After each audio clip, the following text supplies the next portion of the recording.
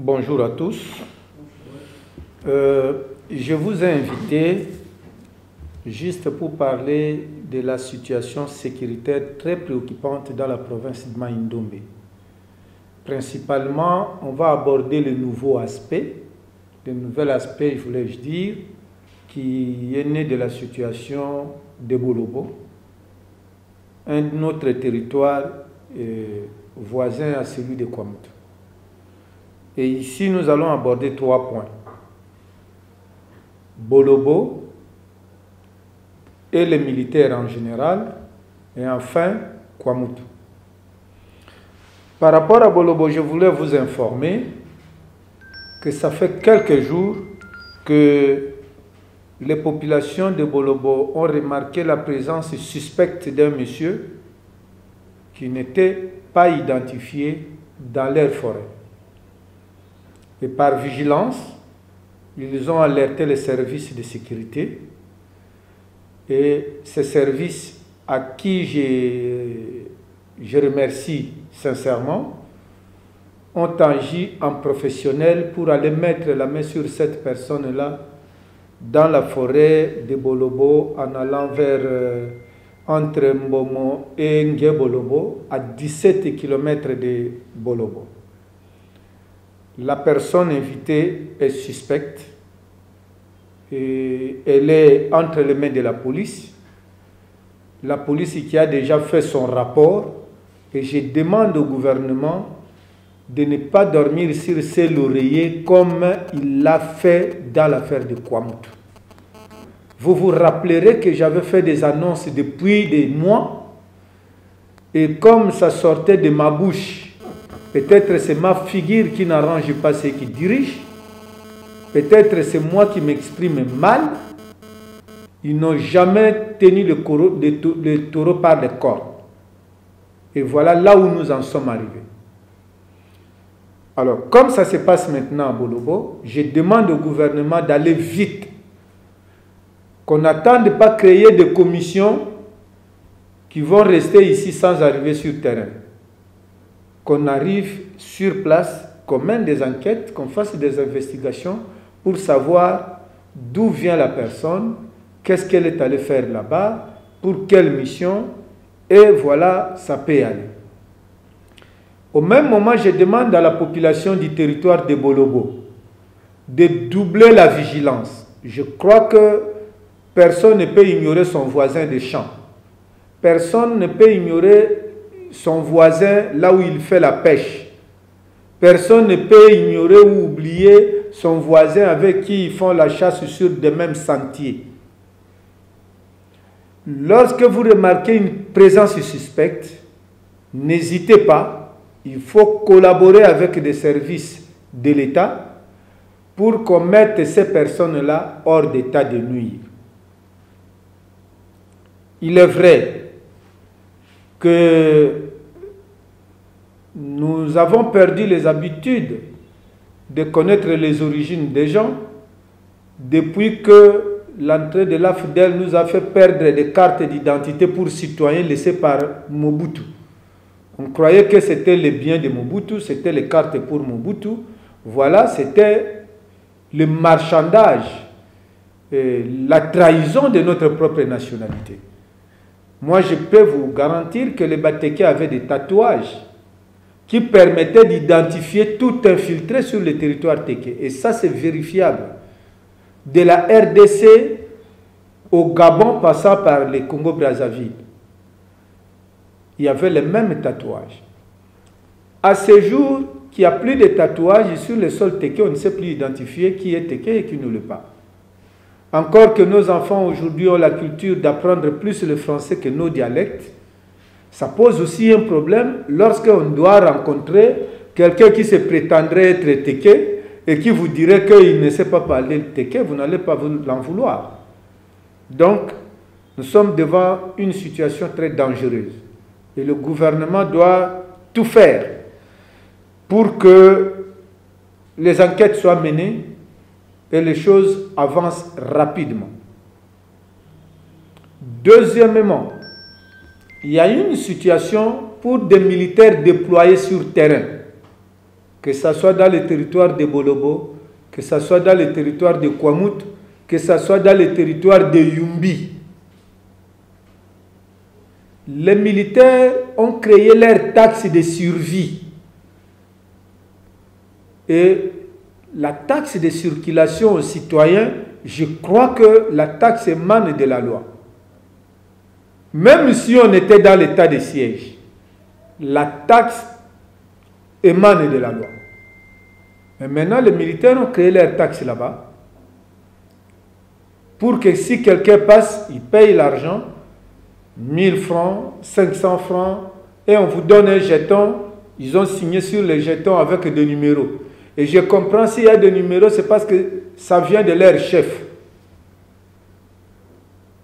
Le gouvernement doit savoir que lorsque la population va être en désaccord avec les forces de sécurité, ils vont perdre leur rôle parce qu'ils deviendront adversaires à la population. Cette population déjà est meurtrie, n'a pas de moyens suffisants pour sa survie. Il n'est donc pas normal d'admettre que des militaires encombrent leur vie. Pour ça, non seulement je dois détester ce qu'ils sont en train de faire, mais je dois aussi dire que c'est la charge de la personne qui les aurait envoyés là-bas. C'est cette personne qui doit assurer leur survie, qui doit leur donner ration, qui doit s'occuper de tout pour eux. Parce que je peux vous en faire une aventure.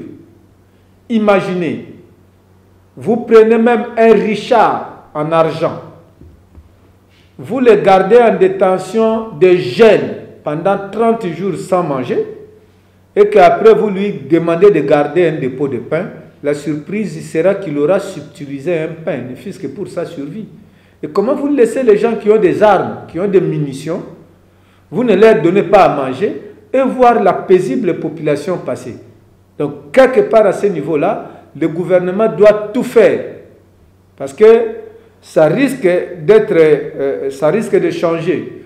Vous envoyez des militaires pour sécuriser, ils deviennent eux-mêmes l'insécurité. Alors là, ce n'est pas normal.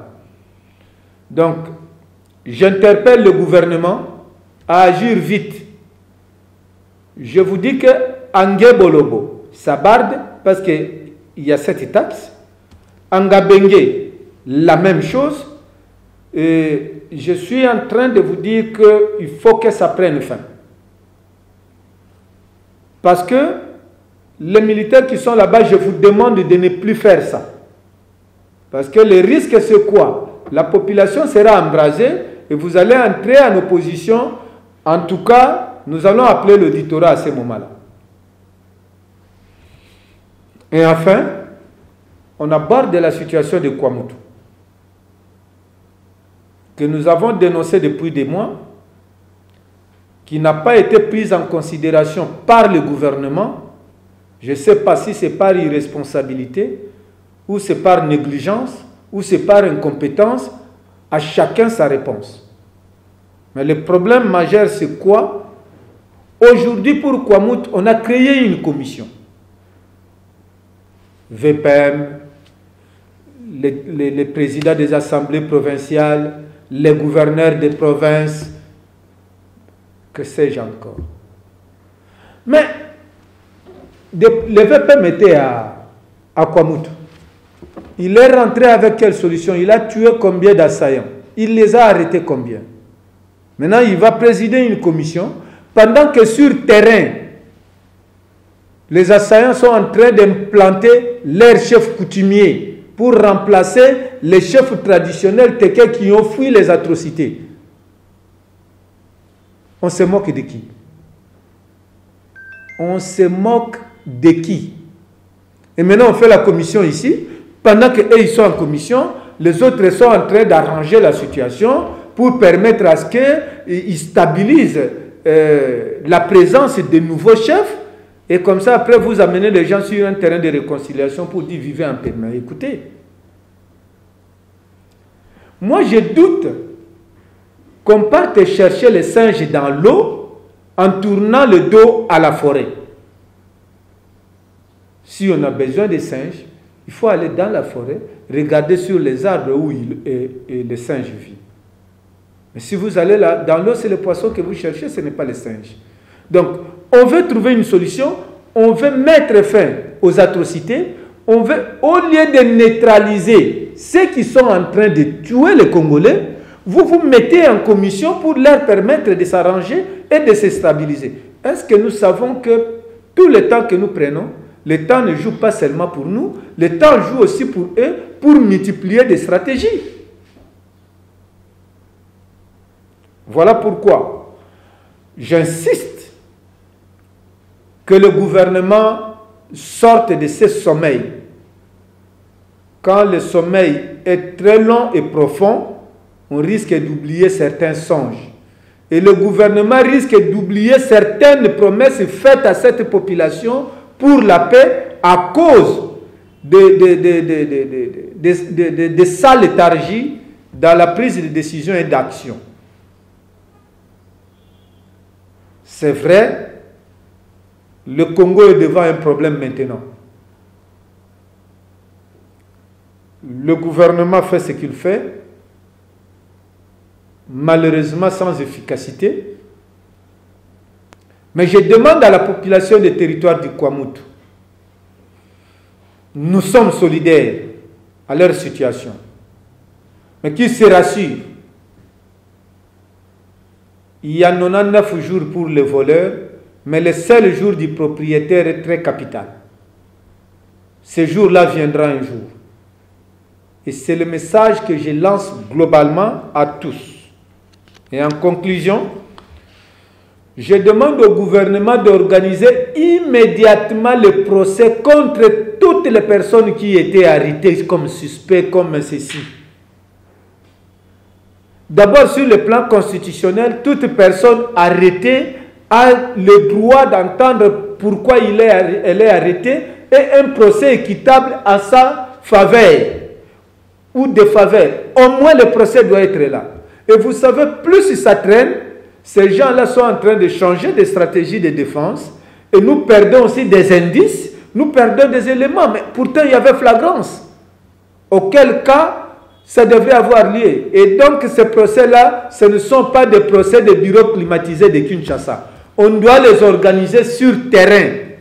À Kwamoutou, on organise des procès. À Kwamoutou. À Bolobo, comme on a arrêté un suspect, qu'on organise un procès là-bas immédiatement, et pour preuve, s'ils ne le font pas, là-bas, il n'y a pas de juridiction. Les juridictions sont officielles, les frais de fonctionnement sont payés, mais aucun juge.